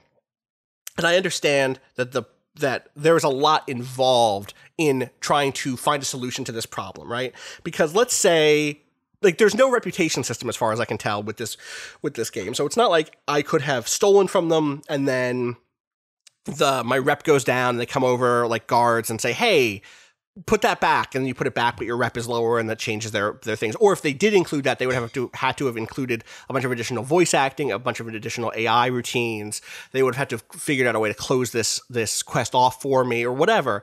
The thing is, all of that stuff is in Fallout games already, and has been from the jump, through the Bethesda era, before the Bethesda era. And so that expectation is there. And more importantly, if I walked into a bandit camp who had been... Also, I didn't sell this part. They're sold as being the meanest motherfuckers around because they drove a group of super mutants out of this lumber mill to take it. And so this idea of super mutants for people who've never played these Fallout games are these just like hulking, like giant ogre folks who are just extremely powerful, extremely tough. They're like a solid mid-level, mid-game enemy type that you run into a lot. And so for this group to be like, they're the toughest folks around. That place used to be filled with super mutants. You got to be careful when you go in there. I'm like, all right. Also, there's a bit where they give you a stealth boy, which is like a device that makes you turn invisible, as if you would need to sneak around to steal things or like get deeper into the camp. But what I learned is that all I had to do was say the password once, and I basically own that place. That place is actually my settlement now. Everything in it, they're paying tithes to me.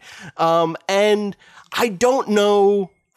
I don't know how this particular issue gets punted down the road without there being some in-game, like the best thing would have been to talk to the leader and him being like, you know, we're the Free Radicals. You know what that means? We don't believe in personal or private property. Actually, everything here is yours if you want it. But we work on a severe code of honor or something. Just give me something to justify the fact that I'm literally taking food I'm taking anti-radiation medicine away from these people. They need that. It's radiated out there. It's radiated here. There's water in this place. Their pump pumps bad water. They need to drink a glass of water and then take some fucking rat away. They can't anymore because I took the rat away. I wasn't even that irradiated. And so it's tough because I feel the edges of the ways in which they've injected parts of the old Fallout games into this thing without necessarily building the scaffolding around those things to make them like harmonious, if that makes sense.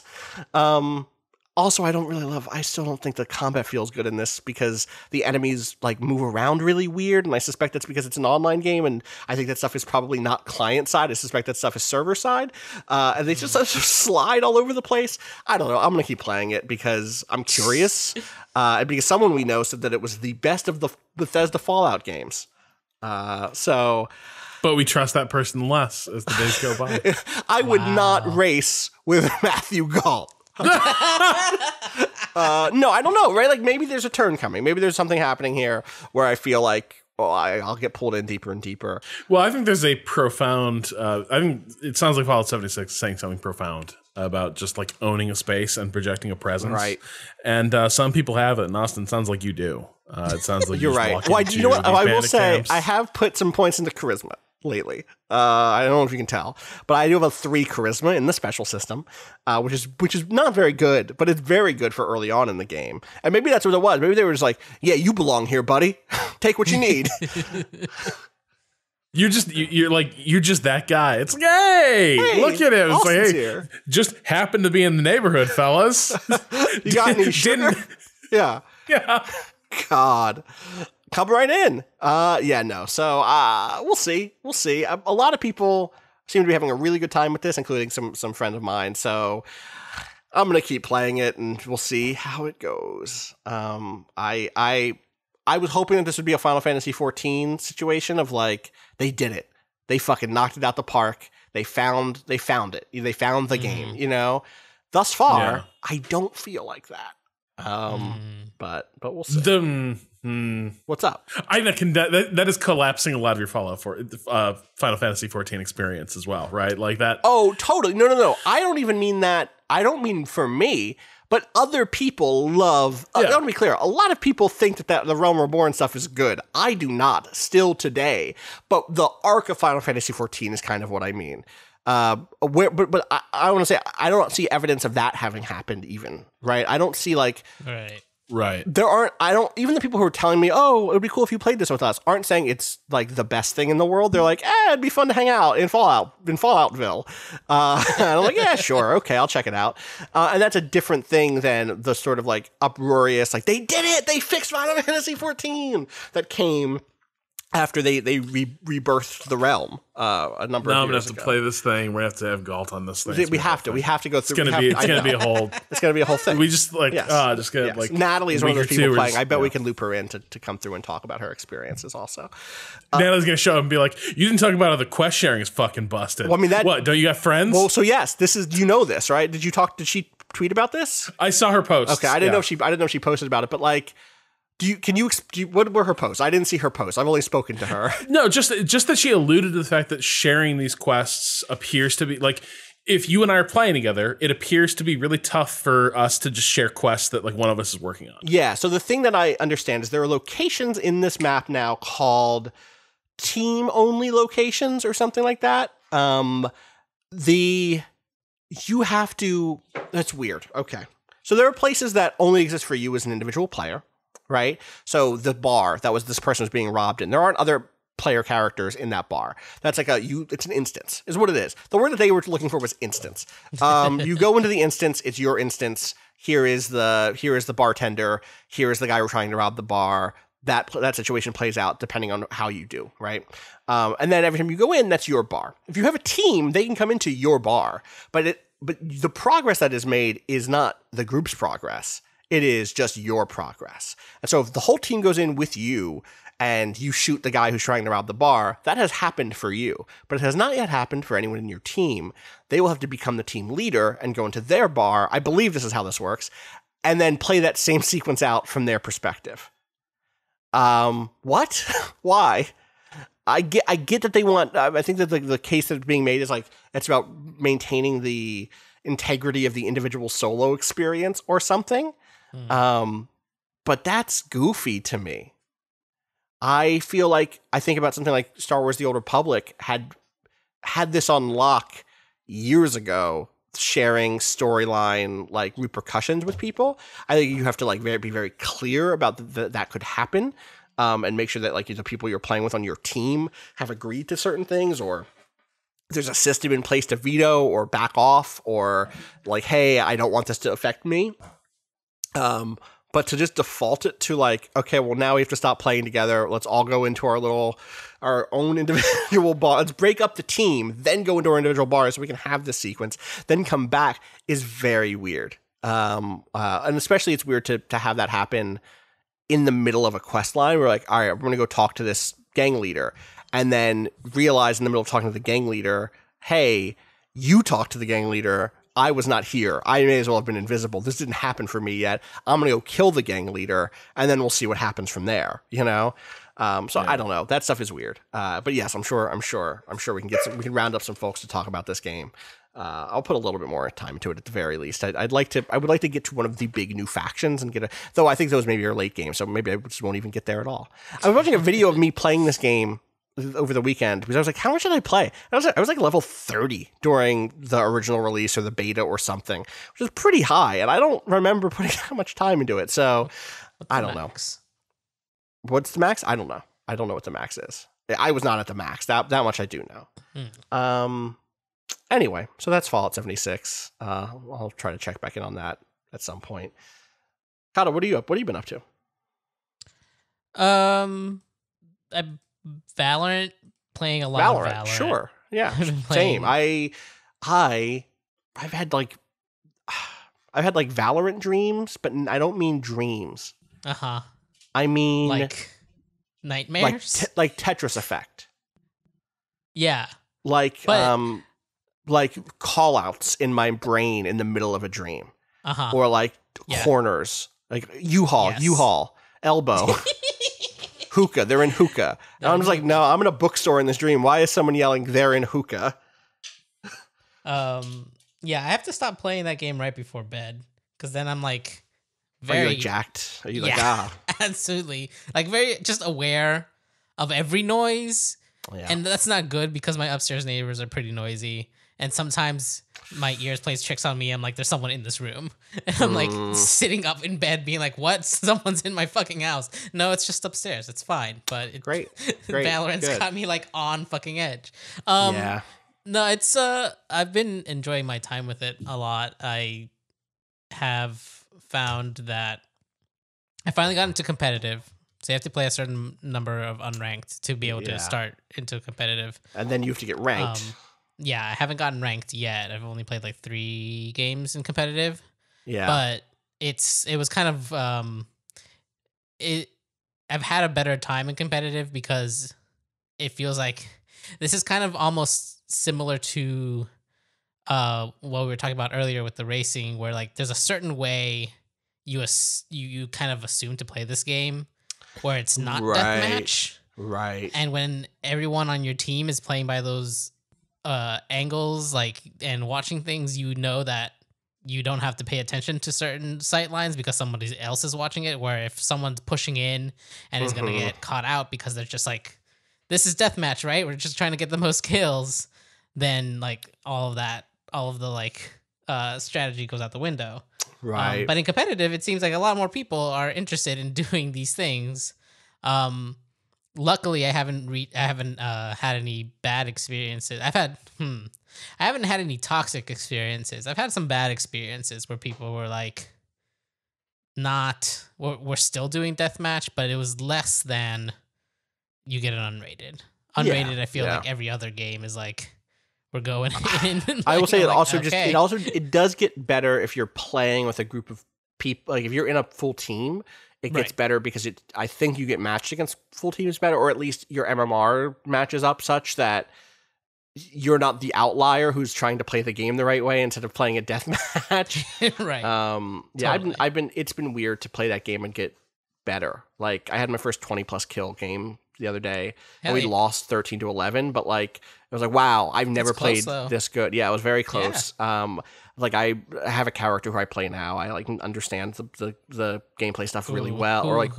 Brimstone. Nice. I can't. I like it's.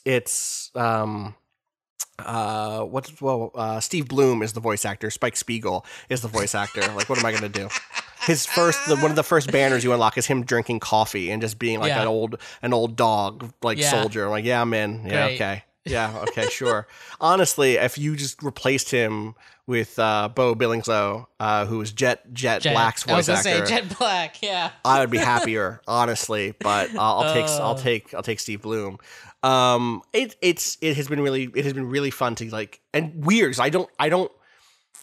I guess of course I get better at games as I play them, right? Of course that's a thing. But the divide between day 1, day 10, and day 20 or whatever of this game have been vast in terms of skill level, and that is such a rare thing for me, because I just don't engage with this style of competitive play that often. And so to see myself, to feel like I've gone from a sort of thing, an obstacle for my team at the worst, and maybe at best someone that they need to put the work in to like drag me along, a hindrance, to now being an asset is really fun, and really rewarding. It also means I've been playing games with a few people who I've like just not gotten to hang out with in a long time, and right now that's really cool. So that's nice. I will say that it's probably worth saying that like I think it's probably worth saying only because I trust that people listening know that we've done this sort of internal calculation, but it's worth verbalizing it so that I think we can talk through it a little bit. It is weird to get into a Riot game in 2020, given the years that Riot has had before us, before this moment. We did a lot of that reporting on some of the kind of sexual harassment scandals at Riot. We know that stuff hasn't like, that didn't go away because there was a settlement, and a settlement that I frankly think is insulting to the people who brought the case. That amount of money is not very much when spread across the folks affected. And I think also it's probably, I guess like to give you a little bit of an insight into like why I've decided to play that game despite that, the answer is like really straightforward, which is the women I know who work at Riot want me to play that game.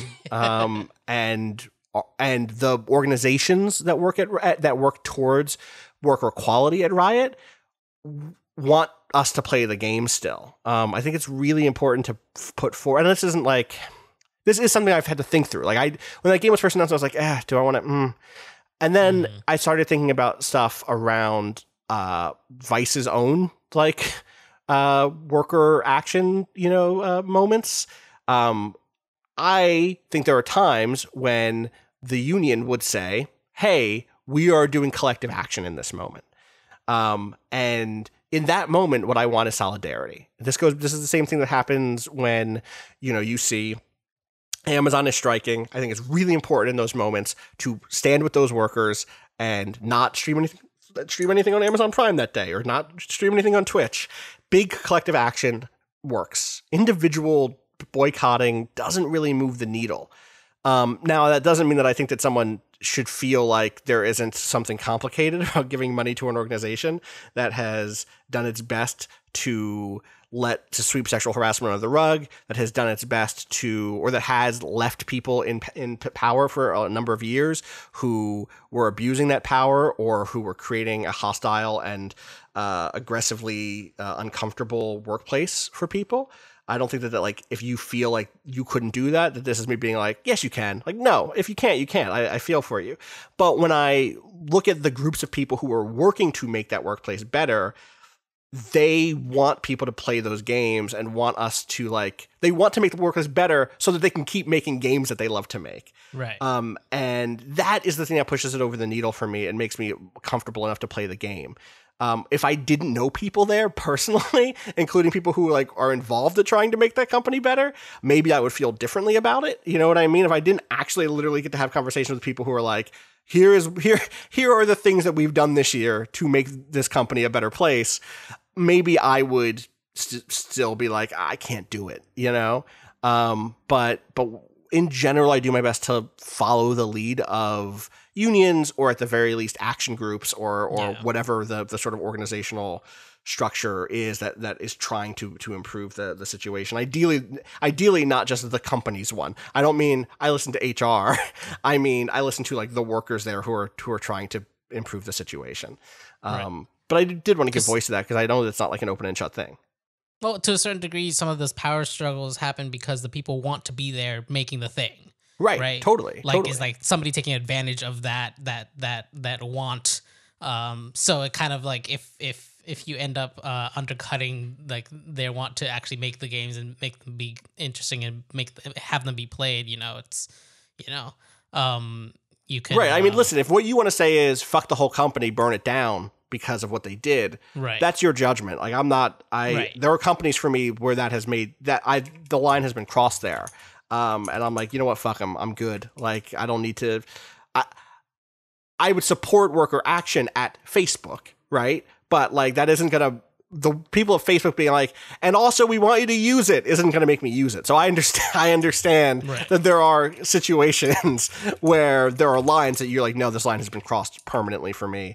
This is fundamentally a thing I oppose. This is an organization that I cannot imagine a better version of, or it's so far in the distance that it's even beyond worker action. I don't support the police union. For instance, right. this is not negotiable.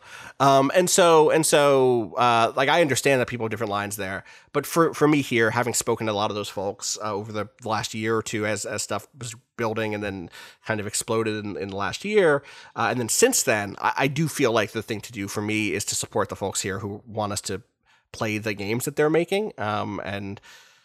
Valorant seems really good. I'm curious to see if it builds a following, but we'll see. What were you going to say? No, I was just saying, yeah, I just said totally.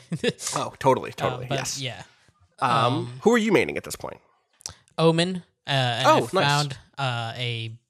I found that I thought I kind of understood enough of the game that switching to another similar character or another character that has a few similar abilities, like utilities, would be kind of an easy transition. And let me tell you, it is not. Who did you try to switch to?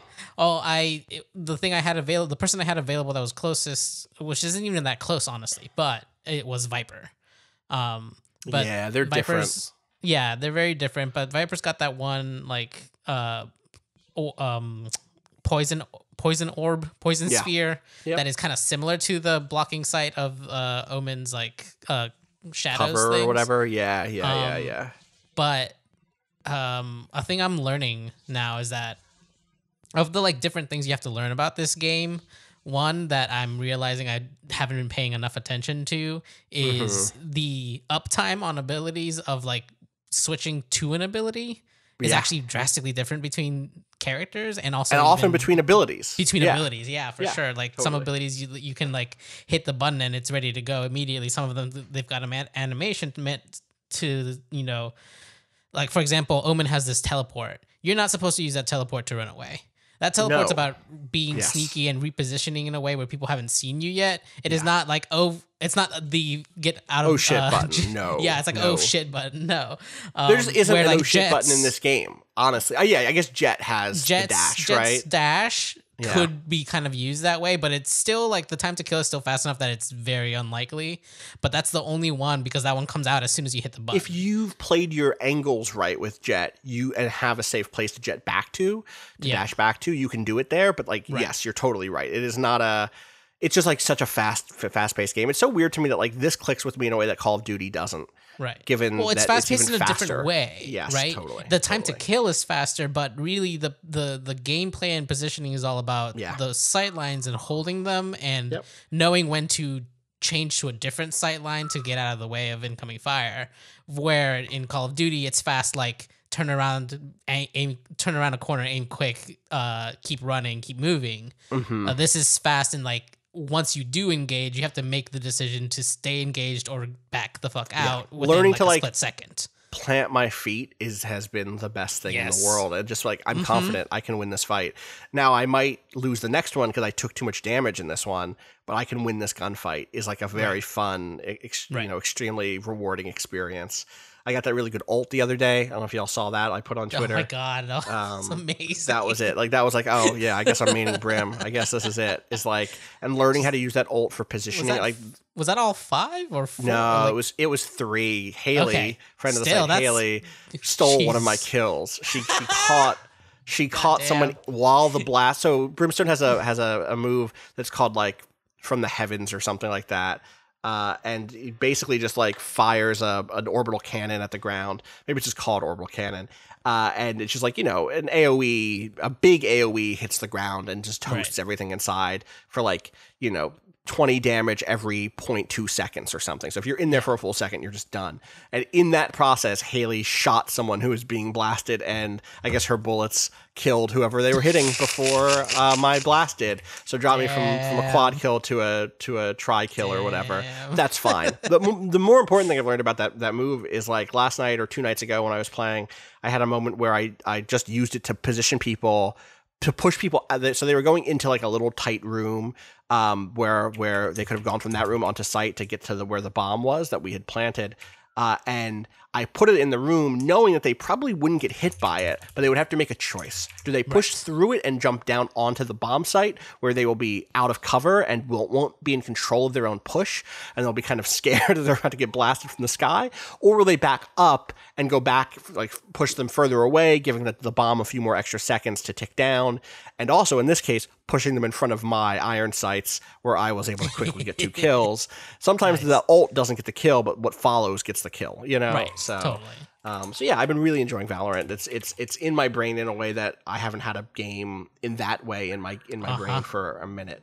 So yeah, that's something. Anything else that we want to shout out before we wrap up? I played some more of the Flower Collectors, which is that adventure game that like Rear Window. I'm like playing it. I've been playing it every Sunday afternoon. I've been playing like 2 or 3 chapters of it, and I'm really liking it still. It's still really good. I gotta check it out. I just met like my old cop partner came. There's like an incredible sequence in that game that is 100% out of like Hitchcockian drama, and like tension where you're without giving any spoilers away. There's this moment. There's a knock on the door. There's a knock on the door at an inopportune time, and you're like, oh shit. And it's like when I open this door, things are gonna pop off, and like the build, and then the way that what happens after that is incredibly good. It's such an indie game in the sense that like characters just appear or disappear out of cars when the car like a car will drive up and then 2 cops will just appear next to it, Right. But it doesn't. It's still the space has such an energy to it. Like looking out over this little plaza, learning who the characters are, learning their lives. The voice acting is all really good. So again, that's called the Flower Collectors. I'm like probably 2 weeks away from giving it a hard sell and being mad that it only has whatever 50 reviews on Steam or whatever it has. Not even. It has 14 reviews on Steam. It's so much fucking better than that. Please check out this game, and if you like Hitchcock, films, if you like anti-fascism and story games, if you like having a cool furry detective investigate like the last remnants of fascism trying to hold on to power in the country, give it a look. I suspect some of our listeners fall into that category. Yeah. So yeah, I think that does it for me this week. Any other? Sadly, can't go in the question bucket today because my email is currently inaccessible. Love to be at a company. So it sounds like nothing else. It sounds like we're wrapped up here. Yeah. Well, given that, if you want to send questions that I can see in the future, gaming@vice.com is the address. I hope everyone has a good week this week. You can follow me at twitter.com/Austin_Walker. Follow Waypoint, twitter.com/Waypoint, waypoint.vice.com. Rob, where can people find you? At Rob Zachney. And you'll have a story on this Indycar thing, this iRacing thing soon, right? Yeah, probably should be up by the time the podcast goes up, though it's a full day. And it's one of those things where I'm like, okay, I wrote like 3/4 of it during the time of the day where I know I'm going to be free to write. And then I'm like looking at the rest of my schedule. I'm like, oh, fuck. Uh-oh. Incredible. That's how it be sometimes. Yep. Cado, where can people find you? At @A_Cado_ appears. I almost said at a site. At A site. Catch me on A site. Watching long. Watching long. I'm on Baths. I love to just learn the jargon of a new game. It's fun. I really, really quick thing. The May Day event in Animal Crossing is very good. It's like a love letter to me, the fan of Eventide Isle from Zelda, from Breath of the Wild. Everyone should do the May Day event. Is that over today? The 8th. No, you still have a few more The days. 8th. Oh, okay, it's got some time. So a few more Nice. days. Yep. As always, thank you to Bowen for letting us use the track Miss You off the EP Pale Machine. Find out more about that at waypoint.zone/BOEN. As always, fuck capitalism. Go home. Peace.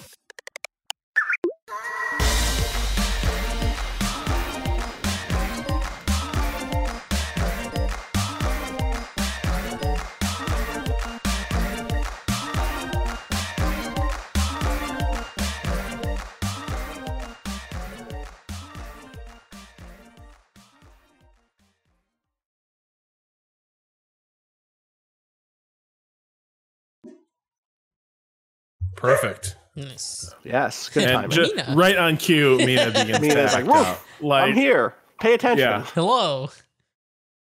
Not too bad. Pretty far into a long post about this fucking IndyCar nonsense. I'm excited that to hear happened. about it. Let's. Do you want to just jump into it? Do you sound excited to talk about it? So Yeah. let's do a clap. Let's do a time.is and just we'll go hot. All right, let me go time.is. Oh shit!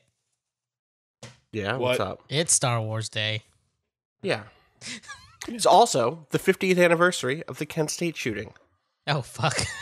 So, not that one didn't make time.is. No, it time.is. didn't. Time.is not out here talking about what happens when a nation decides to shoot its own people for protesting what the nation's decided to do to its own people and to people elsewhere in the world. 20 seconds.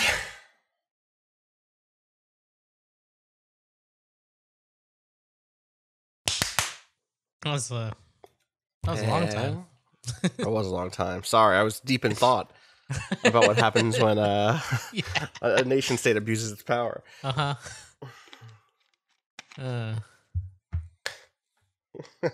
God. I don't have my notes. So what day is it? Today is the 4th, right? Duh, of course. What episode number is this? 311. Well, there we go. All sorts of numbers happening today.